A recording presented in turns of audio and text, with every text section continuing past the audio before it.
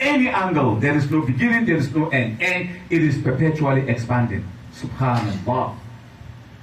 So I was thinking about the aeroplane, the beauty of the aeroplane, the power of aeroplane. How could this aeroplane lift me from Georgetown to New York City within a few hours, when in fact, if I have to walk from Georgetown, Guyana to New York City, it might take many years to walk. But Allah make it so easy for us. Then I thought about the verse in the Quran.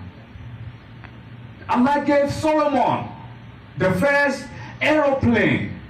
Whatever the mechanism that is, Allah gave it to Solomon. So you begin to hear the flying carpets. Back in the days, you see the flying carpet. People sitting on the carpet and they be flying. This is the idea that came to the mind of the people. So Allah said in the Quran, وَلِسُلَيْمَانَ رِيحًا آسِفَةً تَجْرِي بِأَمْرِهِ إِلَى الْأَرْضِ الَّتِي بَارَكْنَا فِيهَا.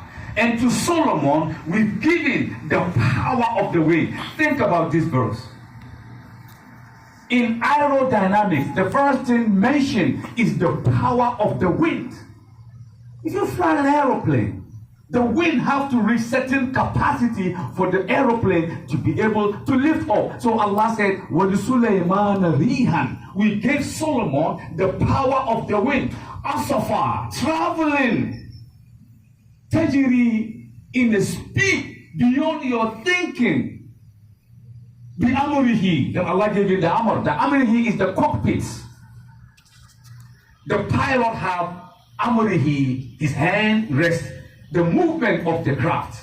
إِلَى الْأَرْضِ الَّتِي بَارَكْنَا فِيهَا, to a land that Allah have blessed.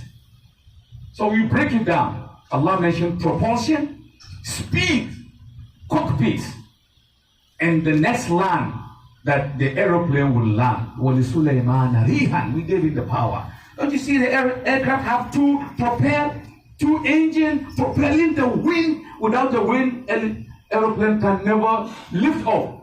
So Allah gave Solomon that power. وَلِسُلَيْمَانَ رِيحًا Asafa, traveling. Tajiri, in a movement that you can't even think of. The amrihi, we also gave him the amr, the power to propel and move, which is exactly what is happening in the cockpit. إِلَى الْأَرْضِ الَّتِي بَارَكْنَا فِيهَا, to a land that I, Allah, have blessed.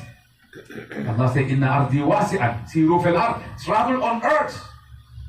Elsewhere Allah said, وَلِسُلَيْمَانَ رِيحًا غُدُوُّهَا شَهْرًا وَرَوَاهُهَا شَهْرًا, to give you the power of the wind from one land to another land. Meaning, if you lift off from one land, you're going to land to another land. And that is some of the miracle of the Quran. So intellectuals are looking at this verse and thinking, how could a man in the desert, far from civilization, without any computerization, be able to give us information that is consistent with modern times? These are some of the miracles of the Quran. The Quran has so many miracles on different dimensions.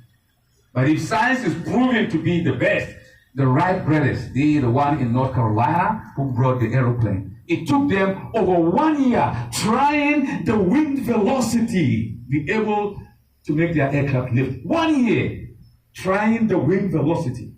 The Wright brothers in North Carolina.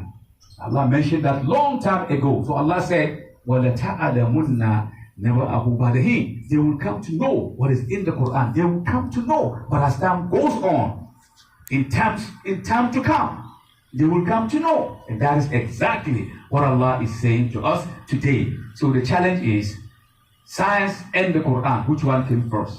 The Quran don't need science to prove it right, because science is a progressive venture.